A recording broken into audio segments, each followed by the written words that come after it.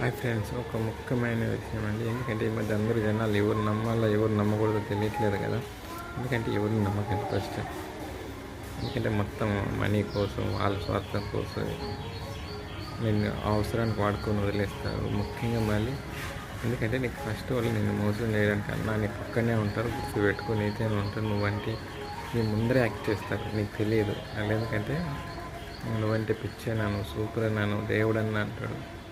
ఇంత పని అయిపోయిన తర్వాత నువ్వు రాక్షసి ఫస్ట్ దీన్ని చంపడానికి అతనే వస్తాడు. అర్థమైందా?